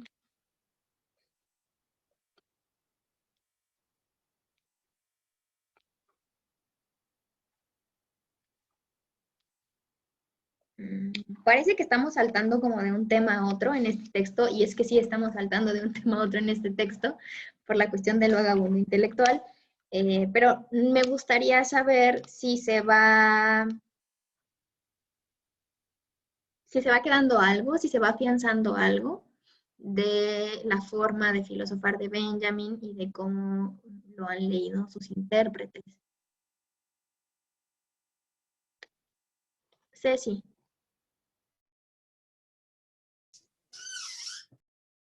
Ay, sí, bueno, yo me quedo con 3 ideas principalmente.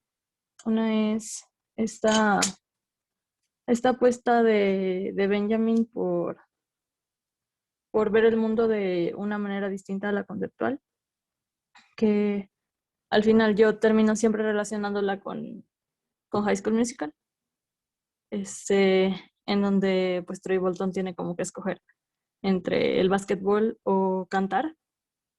Y bueno, para mí como cantar sería esta poética y el básquetbol sería como este mundo conceptual. También me gusta cuando hablan de este poema de William Blake. Está en la página 25 del PDF, 27 como del texto en sí mismo. Y también me interesó esta parte de los hilos. Hay una parte, no la encuentro, donde incluso hablan como de los hilos, como que enlazan el futuro y el pasado.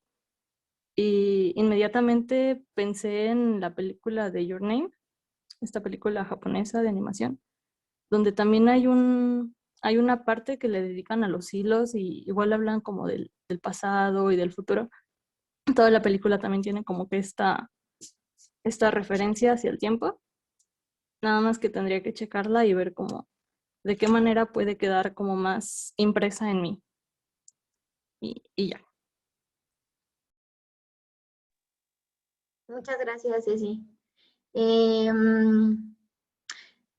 Sí, así la disyuntiva es que no he visto High School Musical, pero supongo que la cuestión de cantar es como dedicarse a crear el mundo en lugar de solo reproducirlo.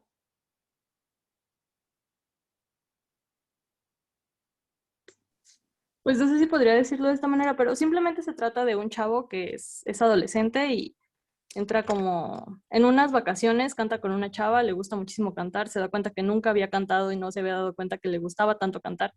Y prácticamente todas las películas son como esta lucha entre es que a mí me gusta cantar y me gusta el mundo artístico y así, pero a mis amigos no les gusta, dicen que solo me tengo que dedicar al básquetbol y que el básquetbol es lo mío y es mi futuro y a eso me tengo que dedicar. Entonces es esta como lucha entre, bueno, es que me gusta cantar, pero también me gusta el básquetbol y no sé qué hacer. Entonces, más que nada yo lo identifico como con esto de, como con estos dos mundos, siempre los divido en dos mundos, no sé por qué, de como el mundo conceptual, el mundo racional, el mundo, lógico y el mundo poético, espiritual, artístico y todo esto, entonces como que siempre lo termino relacionando con eso por alguna extraña razón y es más como eso. Ya. Ah, muy bien. Dice que tengo que ver High School Musical. Es que no sé, nunca me gustó, nunca me atrapó. Tampoco he visto Glee. Pero bueno, les prometo que ahora que termine la tesis, me voy a echar High School Musical y Glee. Estaba pensando ahora que nos compartías esto, Ceci, sobre la trampa también de la que, bueno, que me suscitó el comentario de Laura. Como, o te dedicas a cantar o te dedicas al básquet, ¿no? O te dedicas a la poesía así desbordada o te dedicas a la física cuántica. Y que tal vez sea nuevamente una trampa de bifurcar los caminos completamente irreconciliables. Y estos dos mundos de los que hablas. Pero también bueno, hay muchas personas que están enfocadas en no pensar que tenemos que escoger o melón o sandía, ¿no? Dice que Isaac Asimov logró conciliarlo. Claro, como la ciencia ficción podría ser, pero no solo la ciencia, o sea, creo que ciertas formas de filosofía también los logran, ciertos ejercicios del pensamiento lo logran. Y que a veces es peligroso pensar que están completamente disociados o completamente separados. Y tal vez es porque la forma fascista de pensar, lo voy a poner en estos términos, implica que todo lo otro que sea diferente es peligroso, ¿no? Todo lo otro que atente contra la verdad unívoca del mundo es falso.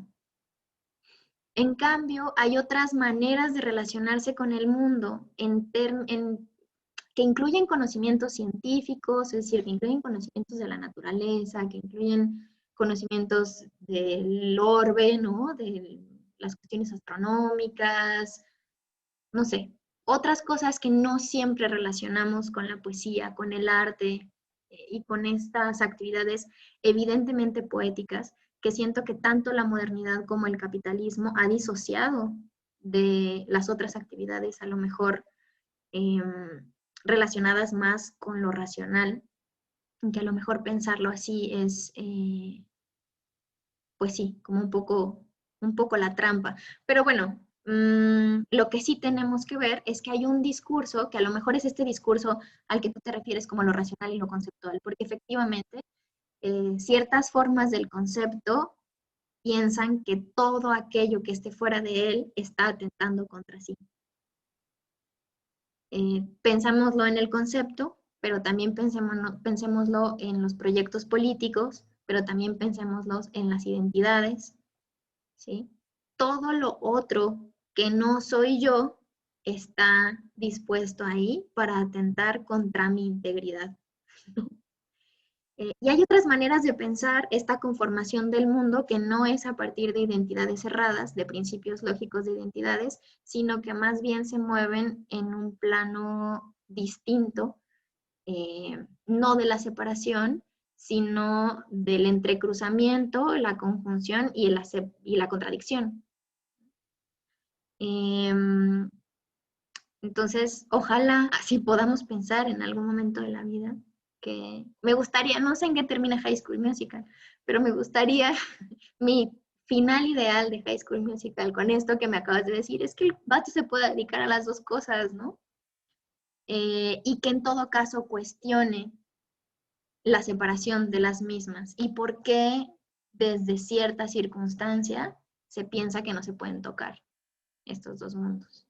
Bueno, no le quiero contar al final. Ya, bueno, si las va a ver, pues véalo. Pero pues ya en la tercera película se ve como qué es lo que decide. Y precisamente por eso me gusta tanto. Entonces, Ya. pues ya lo dejo para no spoilearla, pero ahí está. Bueno, tengo ahora una labor así de ver High School Musical. Si me pregunta por qué no termino la tesis, les voy a decir que porque estoy muy ocupada documentándome para mis clases. Bueno, ok, voy a intentar verla y ver en qué acaba. Pero en todo caso, lo que podría rescatar de esto sin haberla visto es que estaría bueno cuestionar por qué se separan así los mundos. Y ay, lo del poema del que hablas, híjole, sí, yo casi que a veces nada más leo este texto para leer ese fragmento del poema, que es bellísimo, se los voy a decir. Dice, ver el mundo en un grano de arena y el cielo en una flor silvestre, sostener la infinitud en la palma de la mano y la eternidad en una hora. Bueno, esta cuestión de la poética. Racionalmente, la flor silvestre no tendría nada de cielo, ¿no? Y el cielo no tendría nada de flor silvestre. Sin embargo, el pensamiento poético lo que hace es, o lo que propone es la posibilidad de construir el mundo donde las relaciones sean las que existan y no exista la flor silvestre apartada del cielo. Entonces eso también es muy maravilloso. El poema viene a cuento, según yo, bueno, si no recuerdo mal, sobre, bueno, sí, los detalles conceptuales, las cosas que no aparecen como evidentes o como grandes ideas dentro de los sistemas hegemónicos de filosofía, pero que a Benjamin le gustaban, ¿no? Estas cositas, estos repliegues, y que a partir de eso fue armando su propuesta filosófica y fue entonces también, o muestra de alguna manera, cómo han estado siendo las relaciones en el mundo, ¿no? Las relaciones históricas. ¿Qué tiene de cielo la flor silvestre y qué tiene la flor silvestre de cielo? Es como si el mundo se espejeara a sí mismo, más o menos. Bueno, dice, como decía Deleuze, el poeta aprende que lo esencial está fuera del pensamiento, está en lo que fuerza a pensar. Claro, y esa forzar a pensar es la poiesis, ¿no? Es la creación. También creo que después vamos a tener oportunidad de pensar cómo esta creación poética no es falsa, ¿no? Porque se pensaría también que esta creación poética, bueno, está en el plano de la fantasía, está separado de la realidad, es intangible, pero resulta que no. Sí, de nada, Julia. Nos vemos. De hecho, ya vamos a terminar, creo, si no hay ningún otro comentario o aportación. Bueno, yo como Sí. que no entendí esto del poema, es que yo siempre lo he interpretado de otra manera distinta, creo.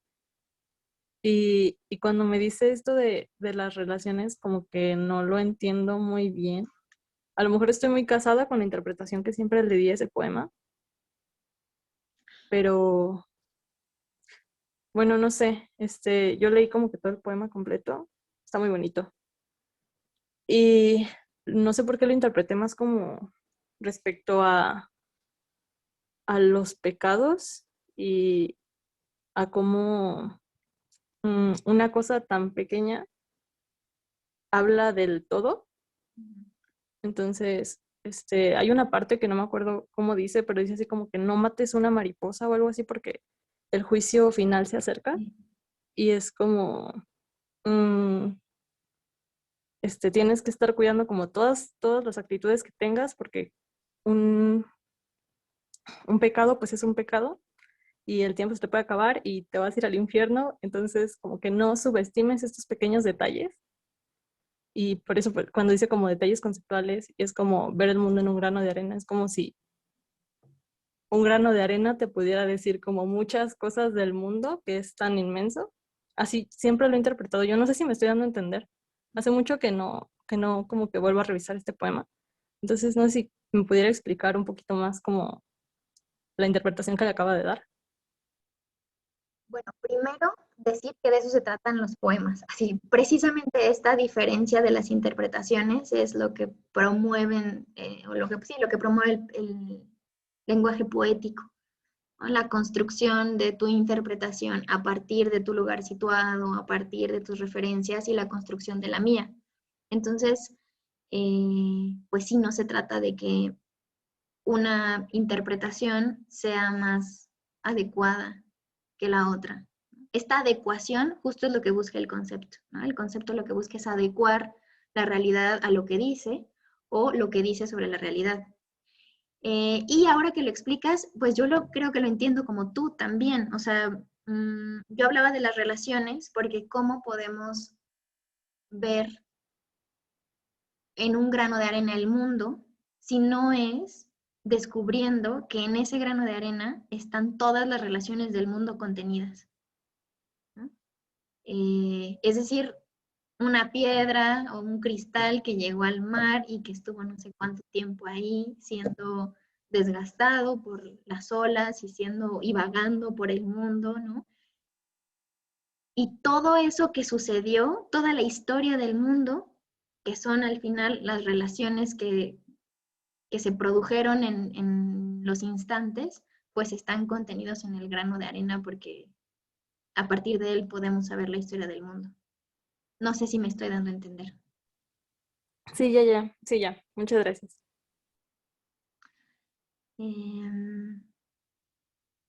Dice Marina, ¿es posible que en un cuento de hadas la belleza resulte más clara que la verdad? Pero sin la verdad no habría belleza y el cuento de hadas no proporcionaría goce alguno.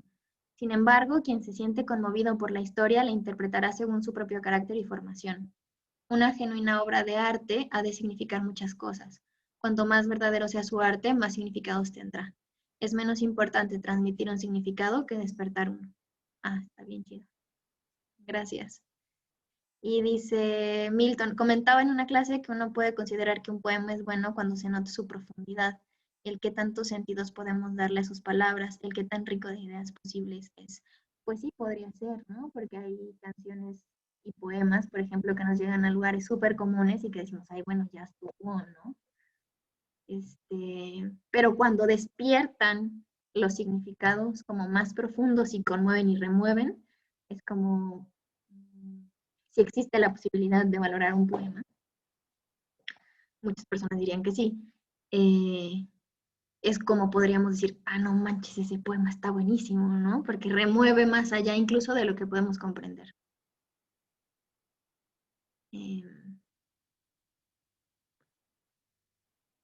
Bueno, ¿alguna otra pregunta, comentario, cuestión?